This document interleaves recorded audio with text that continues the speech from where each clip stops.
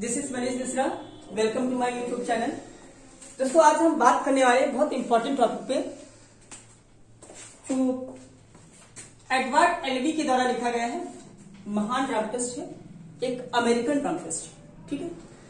और इनके प्ले पे हम डिस्कस करेंगे द जू स्टोरी, जो कि बीए पार्ट 3 में है।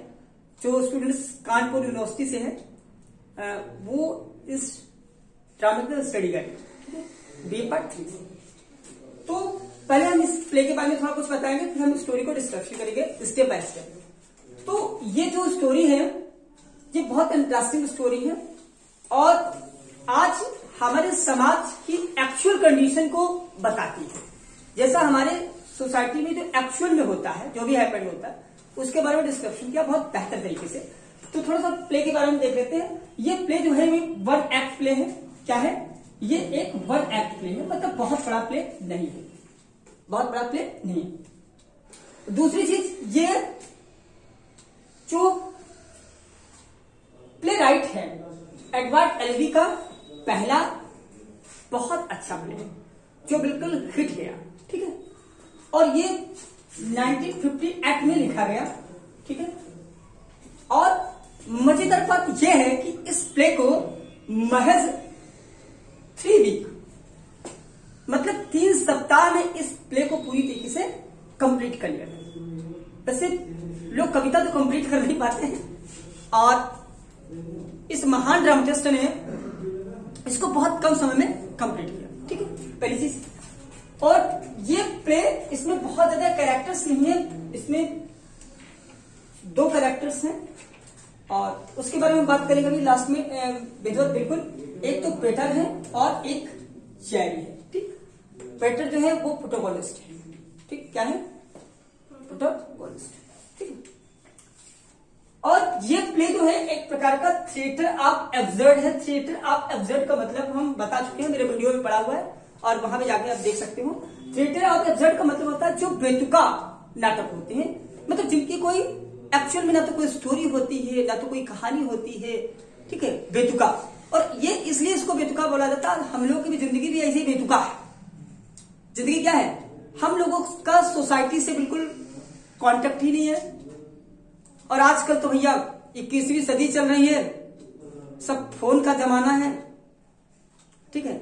लोग फेसबुक पता नहीं किस किस चीजों से जुड़े हुए हैं, फेसबुक से, व्हाट्सएप से, फलाना से, ढिमाका से। तो उनके अंदर भावनात्मक जो टच है वो बिल्कुल रह ही नहीं गया है। कुछ इसी पर ये आधारित स्टोरी है जो एक्चुअल कंडीशन दिखाती है सोसाइटी की। तो ये एक प्रकार का एब्सर्ड प्ले है। क्या है? एब्सर्ड प्ले है। इस जो नाटक की शुरुआत होती है, नाटक जो ओपन होता है फ्रॉम ए सेंट्रल पार्क से, जो सेंट्रल पार्क सिचुएटेड है न्यूयॉर्क में। न्यूयॉर्क के सेंट्रल पार्क से स्टोरी शुरू होती है। एक पेटर नाम का शख्स है। कौन है? एक पेटर नाम का व्यक्ति है और वो प्रत्येक रविवार, जब फुर्सत के दिनों में होता है, तो प्रत्येक रविवार आता है और इस पार्क में, जो पार्क है, पार्क में उसकी एक निर्धारित बेंच है। उस बेंच पर आता है, बैठता है और कुछ अपनी रचनाएं लिखता है, अपनी कृतियां लिखता है, जो मन करता है अपने डायरी में वो लिखता है। वो बिल्कुल अकेला रहता है, उसे किसी से कोई मतलब नहीं है, मतलब अपनी मस्त जिंदगी वो जीता है, ठीक है। और इसके फैमिली में इसकी पत्नी भी है और इसकी 2 बेटियां भी हैं। इसने तोते पाल रखे हैं, 2 इसके पास तोते हैं इसके घर पे, और 2 इसके कैट्स, 2 बिल्लियां हैं। ये सब इसके घर पे हैं, ये सब इसने पाल रखा है, ठीक है।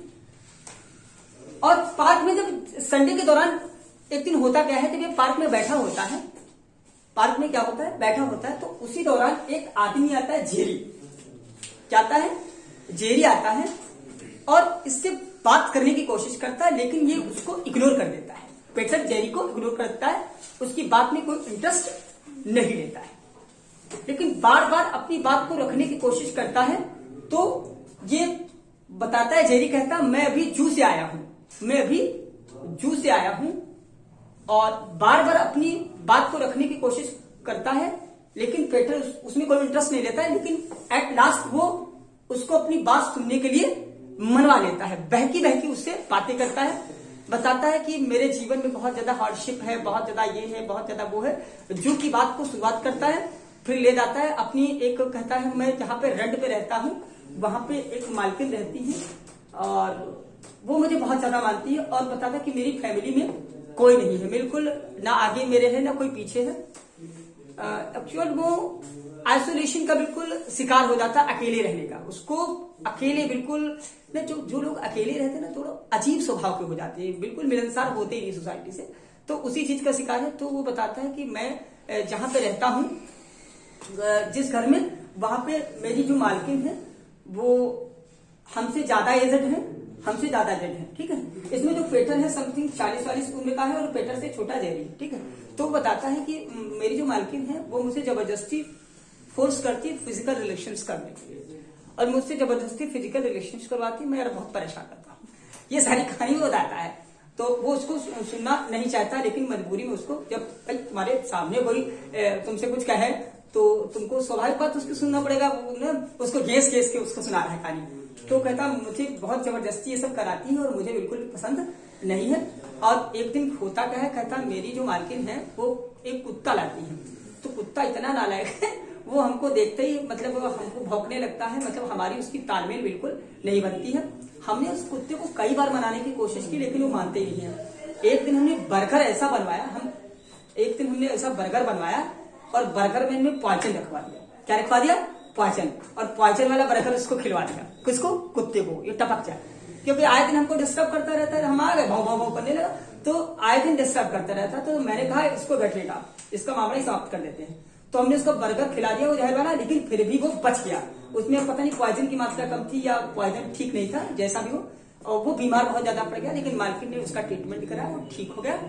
अब उसने अपना रास्ता बदल लिया था। अब वो हमको देखता तो हमको मतलब वो भौंकता नहीं, मेरी तरफ से मुंडी घुमा लेता था, मतलब, और हम सोच रहे थे उससे दोस्ती करें, लेकिन वो किसी तरीके से मुझसे दोस्ती करना नहीं चाहता था।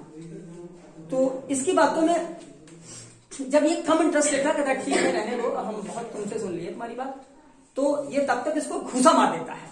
कौन? जेरी इसको पेटर को एक घूसा मार देता है। तो इसको बुरा लगता है, यार अजीब आदमी है। तो ये थोड़ा बेंच पे आराम से बैठा होता, थोड़ा खिसक और जाता है, उधर खिसक जाता है। तो जब खिसक जाता है तो ये वहीं पर आकर बैठ जाता है। कौन? जेरी आकर बैठ जाता है। तो इसको बिल्कुल भी अच्छा नहीं लगता है, बिल्कुल अभी अच्छा नहीं लगता है। यार वे सोचने लगता है यार अजीब आदमी है यार, आया और हमको कहानी वानी सुना के कहानी फंसा दी, खुद मेरी बेंच लेके बैठ गया, बड़ा यार खड़ूस आदमी है। और हम हर संडे को बताओ आते हैं और यहाँ पे आराम से मजे से बैठते हैं और पार्क में एंजॉय करते हैं और जो है अपना जो भी होता है अपनी डायरी में लिखते हैं।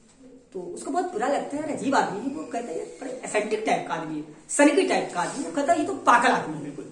क्या कहता है? अपने मन में सोच लेता है बिल्कुल एसेंटिक टाइप का आदमी, पागल आदमी है। अच्छा, ये जो जेरी है ये एक्चुअल में मरना चाहता है। जेरी एक्चुअल में मरना चाहता है और अपना किसी भी तरीके से नाम कमाना चाहता है।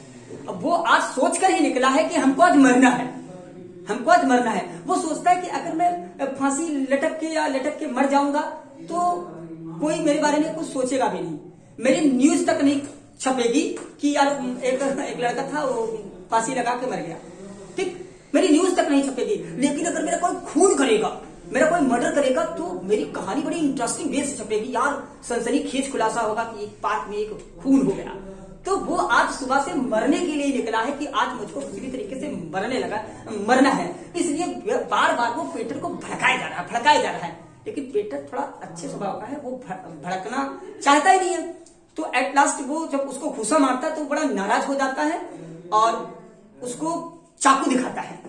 तो अब यार ये सोचता है, पेटर सोचता है यार तो हमको चाकू को मार देता। तो चाकू के डिफेंस में कहता है ये लो चाकू। तो अपनी डिफेंस, अपनी सुरक्षा के लिए वो चाकू को उठा लेता है। कौन? पेटर। और वो आता है और उसमें ऐसी एक्टिंग करता है, और एक्टिंग क्या, वो जानबूझकर वो चाकू होता है वो अपने क्या करता है, अपने इन कर लेता है, मतलब उसको वुंडेड कर लेता है, पूरी तरीके से घायल कर लेता अपने आप को चाकू से। कौन?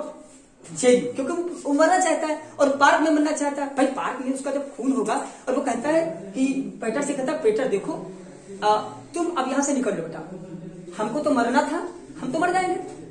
अब तो मरने के लिए निकले थे और तुम भाग लो, वरना तुमको पुलिस आकर भी कैच कर लेगी और तुम यहां से निकलो।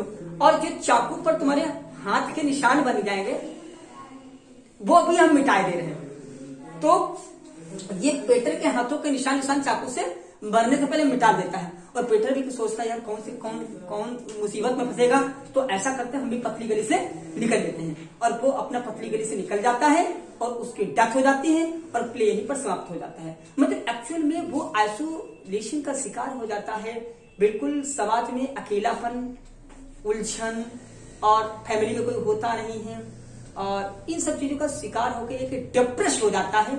और डिप्रेस होके अब देखिए तरीका देखिए कि मैं मरूंगा तो मेरी खबर न्यूज में निकलेगी। अरे मरने से खबर न्यूज में निकलने से क्या है, आदमी पड़ेगा सुबह भूल जाएगा।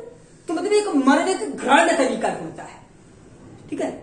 तो ये कुछ इस टाइप की कहानी है और इसी कहानी की वजह से इसे थिएटर ऑफ एब्सर्ड कहा गया है। मतलब एक बेतुका नाटक। क्या कहा गया है?